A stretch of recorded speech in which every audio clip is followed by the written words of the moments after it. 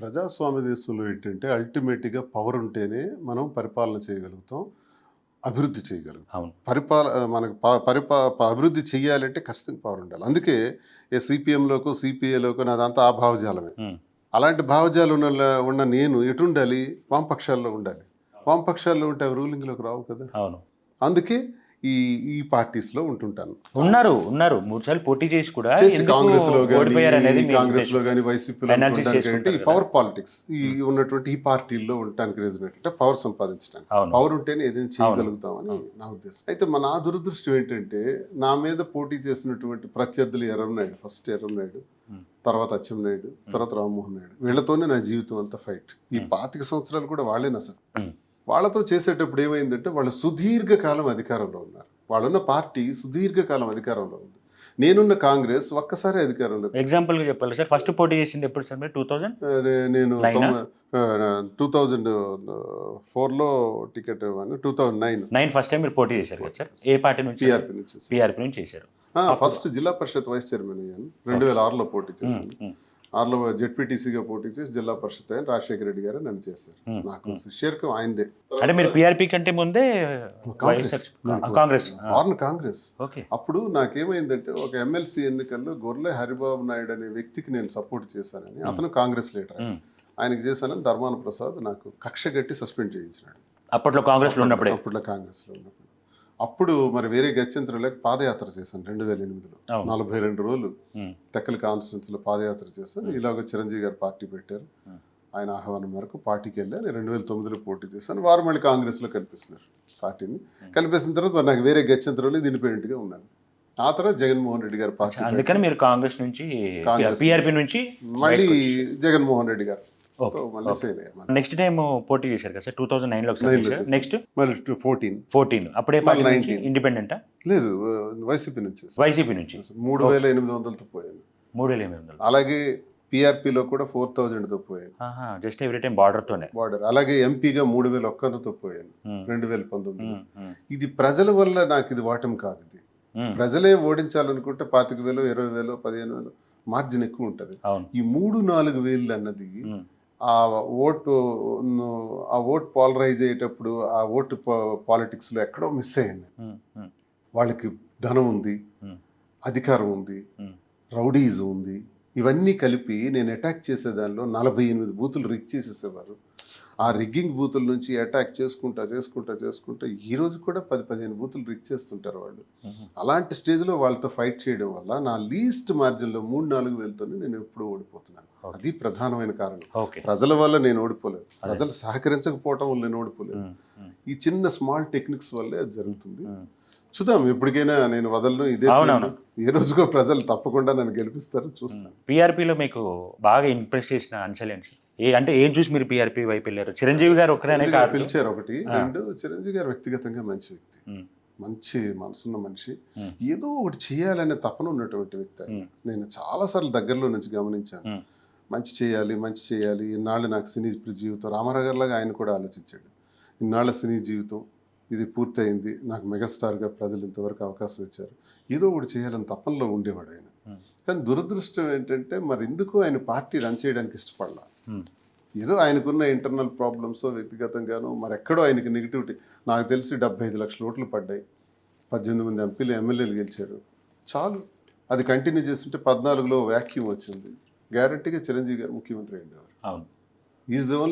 Is only one person, అతనికే option ఉంది 2014లో అవ్వటానికి. గ్యారంటీ కాపులకు ఒక నాయకత్వం వచ్చి ఉండేది, చిరంజీవి గారు ఆశ నెరవేరుండేది.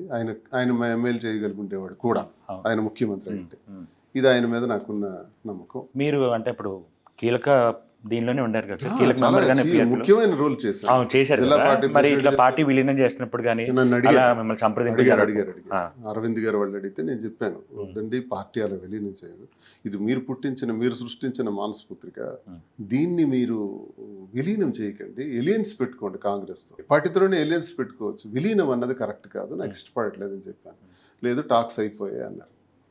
ఇష్టం. సో ఇప్పుడు వైఎస్ఆర్సీపీ దీనికి వస్తే ఏం చూసి ఆ పార్టీలో జాయిన్ అయ్యారు సార్? నాది ముందు నుంచి కూడా వైఎస్ఆర్ ఫ్యామిలీ కదా, నేను ఇప్పుడు వైఎస్ఆర్ గారితో ఉండటం నాకు అలవాటు. ఎప్పుడైతే చిరంజీవి గారు పార్టీని కాంగ్రెస్లో కలిపేస్తారో మళ్ళీ నేను ఒంటరి అయిపోయాను.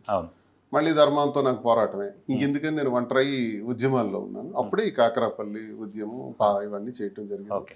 తర్వాత జగన్మోహన్ రెడ్డి గారు రాజశేఖర రెడ్డి గారు మరణించడం, తర్వాత జగన్మోహన్ రెడ్డి గారు పార్టీ పెట్టడం, ఆ పార్టీ పెట్టిన తర్వాత నన్ను వారు పిలవటం.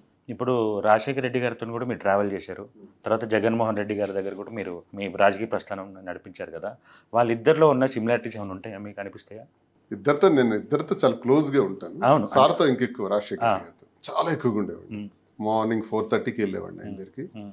ఆయన టీ కాఫీ తాగి పేపర్ చదువుకుంటా నాతో మాట్లాడారు. ఒక 5-6 అప్పుడు అపాయింట్మెంట్ ఉండేది ఆ టైంలో. నేను ఎప్పుడు వెళ్ళినా నాకు ఆ టైంలో పెట్టారు. ఓకే. మాట్లాడేవాడిని. ఆయన ఏంటంటే ఒక తండ్రిలా ఒక అందరికీ చూసుకునే తత్వం, మంచి చేయాలనుకునే తత్వం, ఏదైనా సరే రాజశేఖర రెడ్డి గారి దగ్గర స్పష్టంగా మనం చెప్పుకోగలం. ఆయన వింటారు, దానికి తప్పకుండా చిన్నపిల్లోడు చెప్పినా పెద్దోడు చెప్పినా వింటారు, దాన్ని అమలు చేసేందుకు ప్రయత్నం చేస్తారు, మంచి సలహా మనం ఇవ్వగలిగితే. రాజశేఖర రెడ్డి గారిదంతా బై హార్డ్ వర్క్ వచ్చారు. ఆయన 30 years కష్టపడ్డారు. ఆయన కూడా చాలా హ్యూమిలియేట్ అయ్యారు, ఒంటరి అయిపోయిన రోజులు ఉన్నాయి, ఆర్థిక ఇబ్బందులు ఎదుర్కొన్న రోజులు ఉన్నాయి. రాజశేఖర రెడ్డి గారు 30 సంవత్సరాలు పీసీ ప్రెసిడెంట్గా, అపోజిషన్ లీడర్గా అలా కష్టపడిన తర్వాత లాస్ట్లో 52వ సంవత్సరంలో ఆయన ముఖ్యమంత్రి అయినాడు. ఎంతో కష్టపడితే పాదయాత్ర చేసిన తర్వాత అయ్యారు. ఆయన ఈజీగా అయిపోలా.